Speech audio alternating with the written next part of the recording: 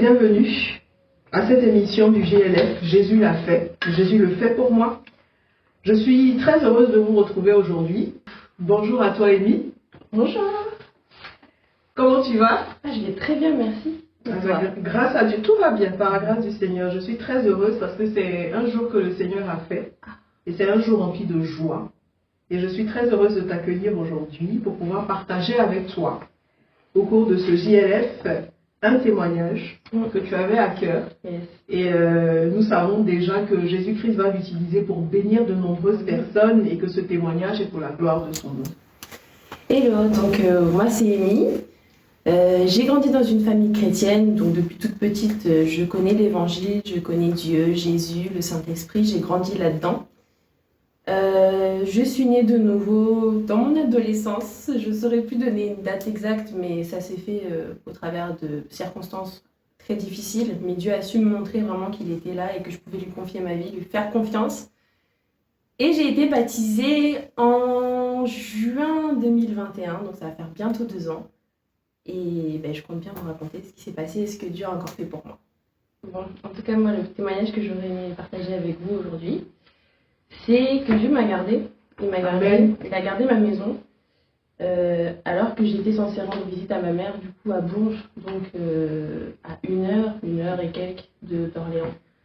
Je pars donc moi, comme d'habitude, avec un gros sac bien imposant. Et j'ai du mal déjà à le faire passer dans mon entrée, voilà, parce que je ne sais pas voyager léger. Et je force donc pour faire passer mon sac. Et je pars chez ma mère, donc après de maintes efforts pour essayer de le faire passer, je réussis, donc je ferme la clé et je pars donc chez ma mère. Voilà. Pour un séjour tranquille en famille, on va dire. Tranquille, vraiment tranquille. Je suis restée du coup une journée là-bas et je suis rentrée le lendemain en fin de matinée, début d'après-midi. Voilà, donc quand j'arrive devant ma porte de chez moi du coup, je me sens bizarre, comme si quelque chose n'allait pas. Et puis j'ouvre la porte et là en fait je tombe des nues, voilà, clairement. Qu'est-ce que tu vas découvrir une fois que tu rentres chez toi? En ouvrant la porte, déjà ce qui me frappe en premier, c'est l'odeur, une odeur de brûlé, de cendre en fait, de choses calcinées. Et là mais je me dis, mais j'arrive où? Je débarque dans un incendie où je me pose vraiment plein de questions. Puis je regarde ma gazinière et je vois qu'en fait le feu était allumé, la plaque en fait était en train de chauffer. Et je comprends qu'en fait, elle était sûrement déjà en train de chauffer depuis la veille quand je suis partie.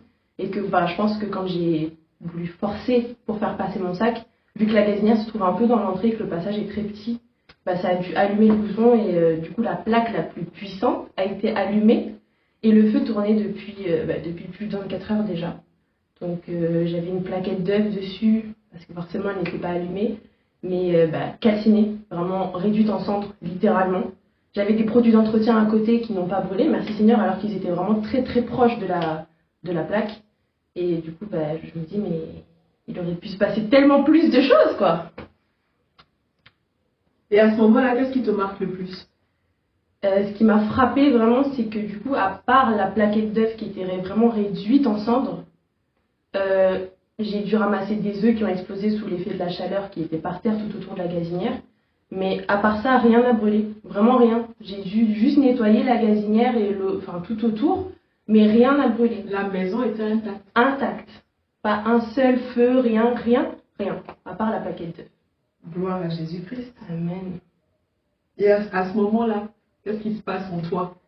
Mais je me dis que déjà, c'est vraiment que grâce que ma maison aurait pu clairement brûler, que j'aurais pu rentrer chez moi, les pompiers auraient pu être déjà dehors en train d'éteindre un feu. Et vu l'état de la plaquette, c'est-à-dire qu'en fait il y avait le carton du dessus et le carton du dessous, le plastique, les œufs. Les œufs étaient quasiment inexistants quand je suis arrivée.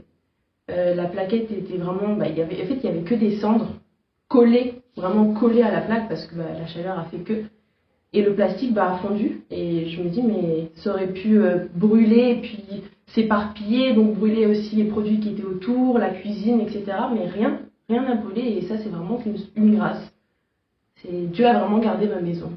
Amen, gloire à Jésus-Christ. Jésus l'a fait et Jésus le fait encore au quotidien pour nous, de nous sauver, vraiment de prendre soin de nous.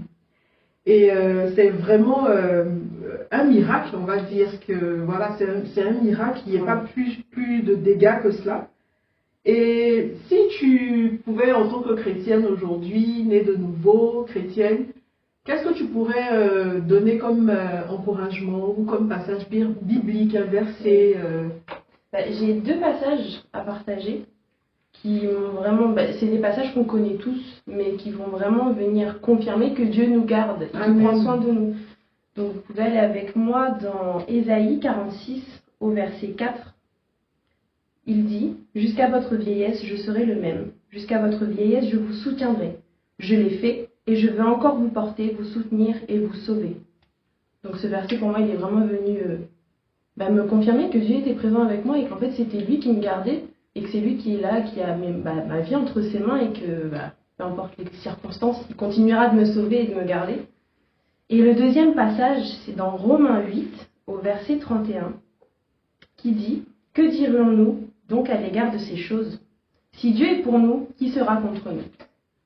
Et pour moi, c'est vraiment juste venu me révéler une fois de plus que, une fois que tu confies ta vie à Dieu, c'est lui qui est vraiment le maître et c'est lui qui garde toutes choses. Donc même quand parfois on ne se rend pas compte, on part en voyage, voilà, on se dit que on se rend compte qu'à tout moment on pourrait rentrer, il se passerait plein de choses, on pourrait perdre notre maison, on pourrait vivre vraiment des tempêtes en fait, sans s'en rendre compte. Et Dieu est vraiment au contrôle de toutes choses et on a juste à lui confier sa vie pleinement.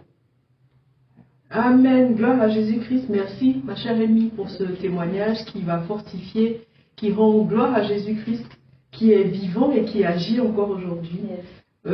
À bientôt peut-être pour un prochain Jésus l'a fait ou Jésus le fait, et que Dieu te bénisse. Vous aussi. Alléluia! Le châtiment qui nous donne la paix est tombé sur toi, Jésus. Mais c'est par tes meurtrissures que nous sommes guéris. Quand les épreuves m'accablent, je pourrais t'oublier, mais je choisis de prier. Quand les épreuves m'accablent, je pourrais t'oublier, mais je choisis de briller.